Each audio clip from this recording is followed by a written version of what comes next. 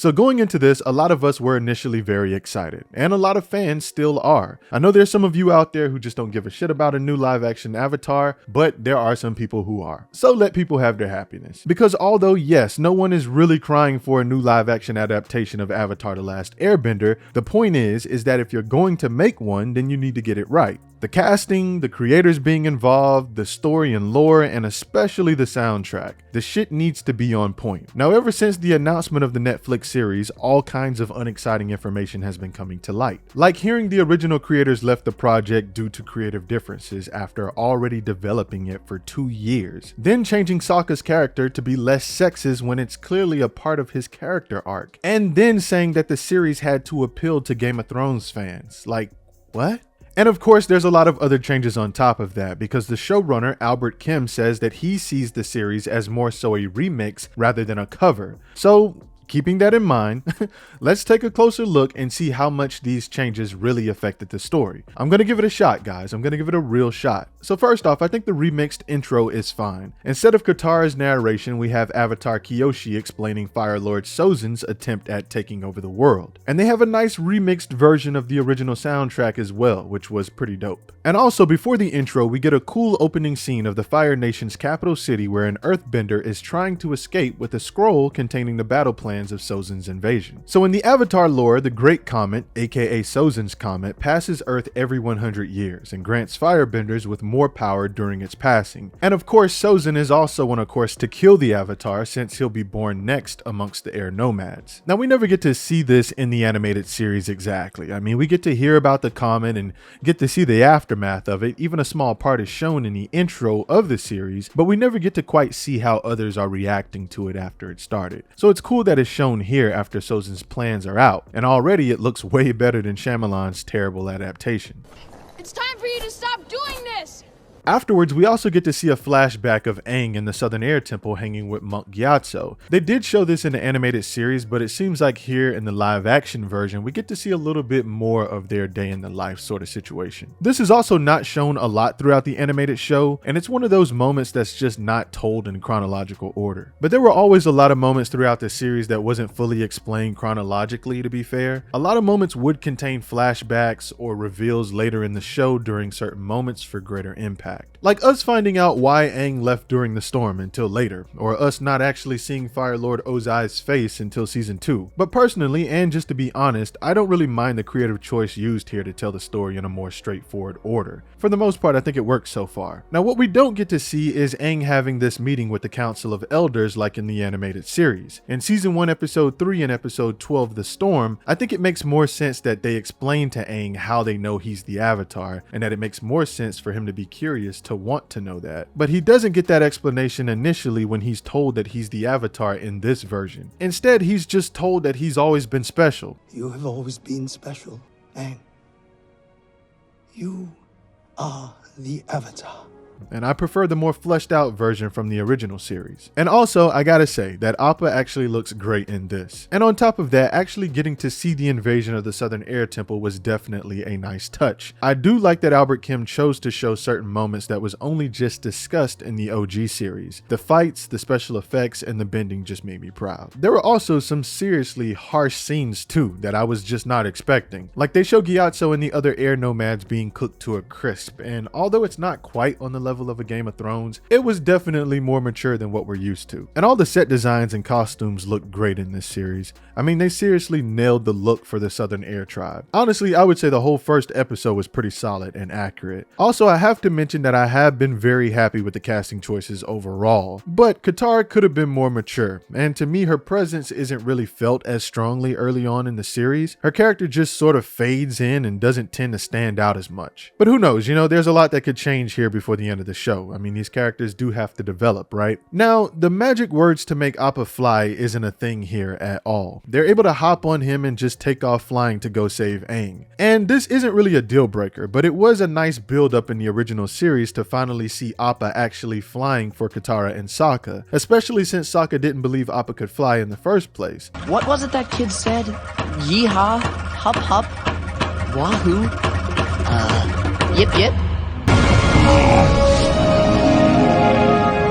This moment was just dope, and it really would have been nice to see this. Aang's different method of escaping was fine with me, the whole, grabbing the keys off the guard thing. In the original series, he was never even locked up in the cell, but that's fine, there's no issues there at all. So the only thing I wasn't too crazy about was Katara's water bending against Zuko's fire blast at the end. I didn't like how quickly she picked up the skill of deflecting an attack. The build up with her skills in the original series also was just a better way to go and had more emotional impact. I personally think sticking with the original scene of Aang entering the Avatar state and having this big water bending scene would have been way better. But overall, that was a solid first episode. Alright, so in episode 2, Aang in the live action series is much more serious about learning the elements rather than having fun, which I'm not too crazy about, to be honest, because he is a kid, but hey, it is what it is. So he uses the journal that he stole from Zuko after escaping as sort of a roadmap to head over to Kyoshi Island, in hopes of going to the Kyoshi Shrine to learn how to control the Avatar state. But in the original animated series, Aang goes there to simply ride the elephant koi and runs into the Kyoshi warriors along the way. I'm sorry we came here.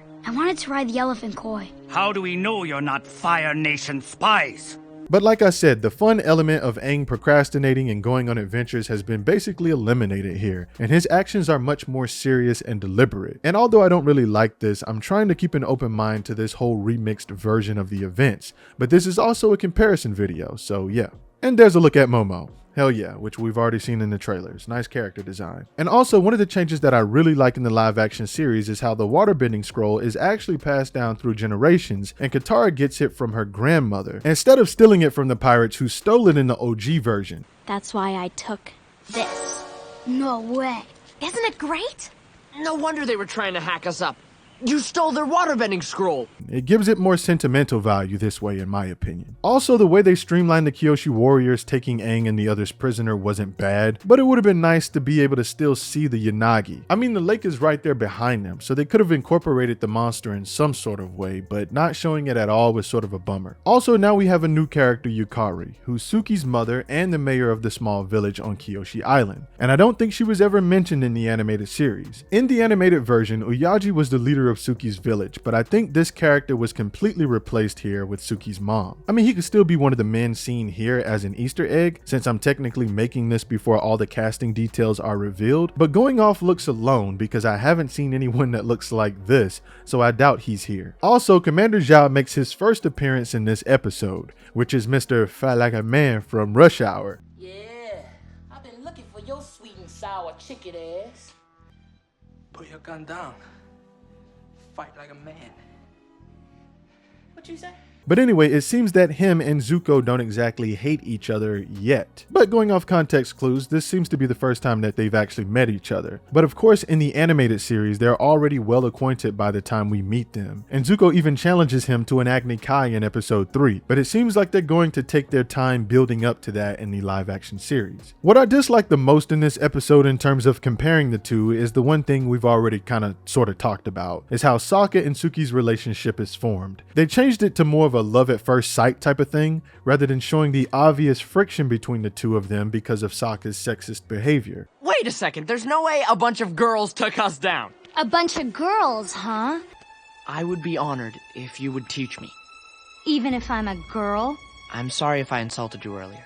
I was wrong. To me, that allowed them to grow together, and it allowed Sokka to grow as a character. But removing that element makes the relationship developed in a very unnatural and forced kind of way. But what I did prefer in the live action series was the ending for the Kyoshi Island storyline, where Aang meets Avatar Kyoshi in the Avatar state, and she uses Aang to fight through him. That was way cooler than having him evade the situation like he did in the animated series, I'm sorry. And instead, he makes the Fire Nation flee Kyoshi Island, so that was pretty dope. Now at the end of this episode is where the real conflict is going to begin between Zuko and Commander Zhao, because Zuko wants him to keep the Avatar's return a secret, and then he lies to Zuko telling him that they can work together on capturing the Avatar, and then afterwards he immediately tells Lord Ozai with a messenger bird. Now in the animated series, at no point do they ever agree to work together at catching the Avatar. They are both pretty much at odds from the beginning, from when we first meet them. There really is no pretending to get along. Now if I'm not mistaken, we never see Fire Lord Ozai being informed that the Avatar has returned in the animated series, because it's already assumed that Fire Lord Ozai just sent Zuko on an impossible mission, knowing that he would stay banished from never being able to succeed succeed. So I think it's a nice touch to show that scene at the end of episode 2. So in the original Amashu episode, once again Aang goes there for an adventure, and that's to take a ride on the Amashu delivery system like he used to 100 years ago with his friend Bumi. But the group gets in trouble for destroying that one guy's cabbages among other broken laws and are sent to be judged by the king, who turns out to be Aang's old friend Bumi. But Aang doesn't recognize him immediately because his friend is now 100 years older. So the episode is mainly about Aang going through multiple tests to eventually reunite with an old friend. Boomy, you're a mad genius.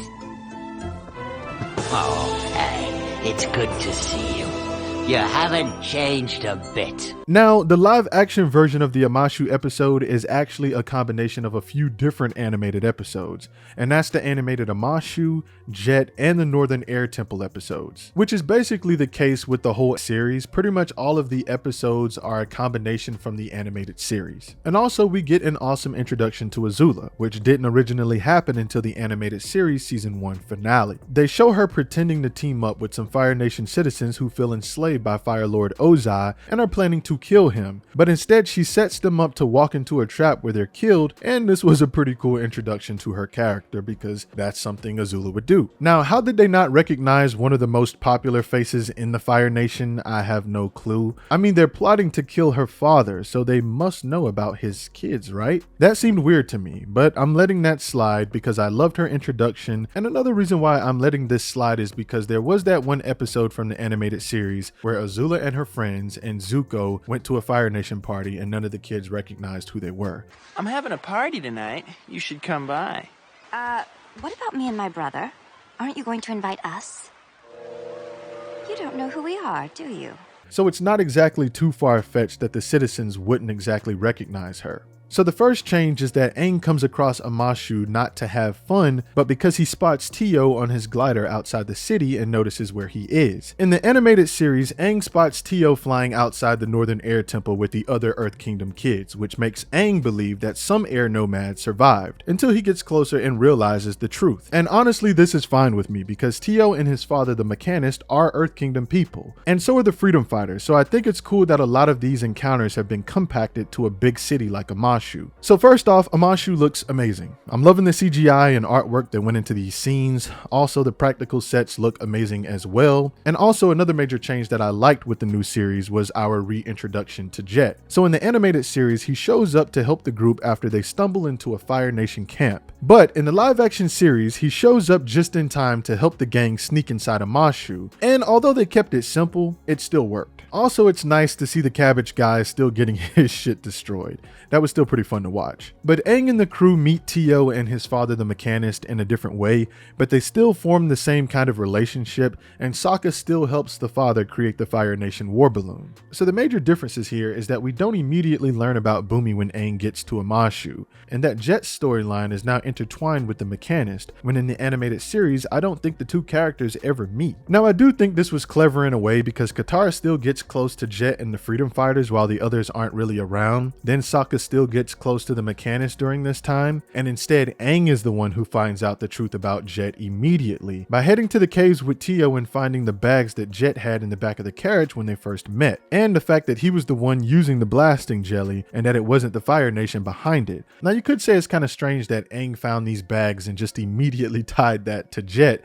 when I'm pretty sure a lot of people in the city have these sort of bags, which I would say is a fair argument, and some people who watch this will probably miss that detail immediately because it doesn't exactly have to mean that it was Jet, but that's the way they tied it together in the series, and like I said, I do have problems with the show. But overall, I still think it's really clever the way they retell and streamline the story, but keep each character's personalities and behavior consistent with what we already know about them, because these are technically still the same people we know. So instead of Sokka having to try to convince Aang and Katara that Jet is bad like in the animated series, Aang is the one informing them about Jet. And Jet reveals his plan to Katara here to kill kill the mechanist since he's a traitor that helps the Fire Nation. And this episode is the best I've seen so far in terms of remixing the original events from the animated series. And also Zuko showing up to fight Aang was a nice touch. That just made the Amashu episode very chaotic, but in a good way, I think. And showing us that Azula's friends, Mai and Ty Lee, are already with her instead of her going around recruiting them like in the animated series was cool. And with the route they seem to be going in, it does make sense. But characters not having much of their own personal growth adventures did bother me, if I'm being honest. But after giving the series a real chance, I'm beginning to enjoy it a lot more. The whole ending with Uncle saving Zuko and taking the fall to be imprisoned, and then Katara saving the day with water bending over the flaming arrow, and then finally having Aang get imprisoned after actually trying to help, all came together well in my opinion. We also get a brief look at Bumi too at the end of this episode, which once again, the damn costume designs in this show, man, they just make me proud. Seeing Bumi over there looking all accurate and shit with his clothing, I really liked it. Now episode 4 is much more of that Bumi type of Amashu episode that fans were probably looking for, but of course a lot is different here. And actually there's so much that's different that I'm only going to be focusing on major details. For example, General Iroh is now imprisoned with Aang, but Katara and Sokka aren't here with him like in the animated show at all. Instead, Aang has to deal with all of Bumi's tests on his own, which you could basically say he kind of had to do that in the animated series as well, but the thing was he was trying to save Katara and Sokka because they were prisoners. In the live action series, Aang is basically just trying to save himself. In this situation, Aang also recognizes that it's Bumi right away, but Bumi doesn't believe that it's really him because 100 years have passed and Aang is still the same age, which is something that it seems like the Bumi in the animated series just sort of brushes off. You haven't changed a bit. Literally. Over here!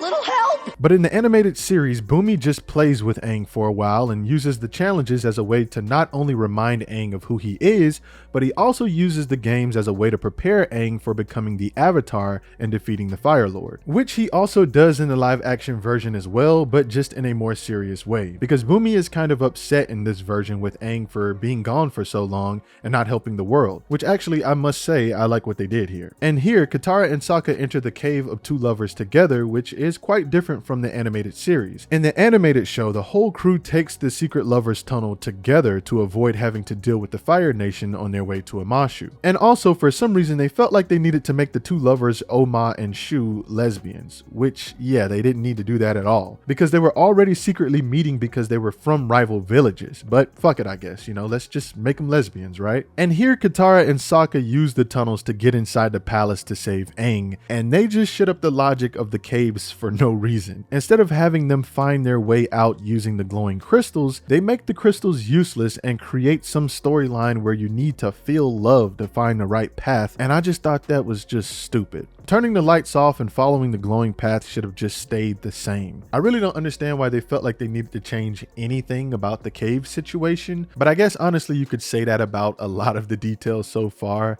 It's just like, why mess it up for no reason, you know? Other changes I understand, the logic is better sometimes, some of the stuff is cooler sometimes, but this was just a dumb change. But I guess you can say the silver lining here is that we still get to see the badger moles, right? Alright, so just as a heads up, for the remaining episodes, I'm only going to discuss my major likes and dislikes throughout the rest of the season. So episode 5 is basically a combination of the winter solstice, the siege of the north, the swamp, the library, and some others are sprinkled in there somewhere along the way, and even some Legend of Korra stuff is there also. But once again though, some of this stuff worked and some of it didn't. What I didn't like the most was them sending everyone into the spirit world with Aang. I know they wanted to give the characters something to do instead of having Sokka be abducted to the spirit world the whole time and Katara just waiting to help Aang. But combining those elements from the swamp episode with the spirit world stuff, I just didn't like. I think it ultimately just made everything way too convoluted. But I did like Ko in this episode and how they nailed the creature design, which honestly I'm pretty satisfied with all the character and creature designs throughout the show so far, just to throw it out there. Also, I felt like Wan Shi-tung was great and just as intimidating as always, but most of all, I gotta say I liked June and Nyla. I feel like they really nailed her character and the casting for her was very on point. And also, if I'm being honest here, it's really just the younger actors in the series that are a bit shaky with their performances at times. But on average, the older actors and actresses were pretty solid. Also, I'm really liking the actress who's portraying Azula. I think she's great. And at this point, I think episode 6 was probably one of the best episodes of the series because I think they displayed Zuko's Zuko's backstory very well. And correct me if I'm wrong, but they added the part here where Zuko gets assigned to the 41st Division ship because those were the new recruits that he stood up for during the meeting with Fire Lord Ozai. And I don't think that was ever the story in the animated series. I don't think Zuko was ever assigned to the 41st Division ship. So I thought it was pretty awesome that his uncle was able to add that to the story, that Zuko took that risk to save them. And then that's how the crew ultimately gained more respect for him. I actually like this story better versus the animated series, where after the crew heard the story, they understood why he wanted to capture the Avatar so badly. But I personally think the live action version had more sentimental value. For episode 7, I thought Princess Yue had a decent portrayal. They definitely gave her more of a personality here,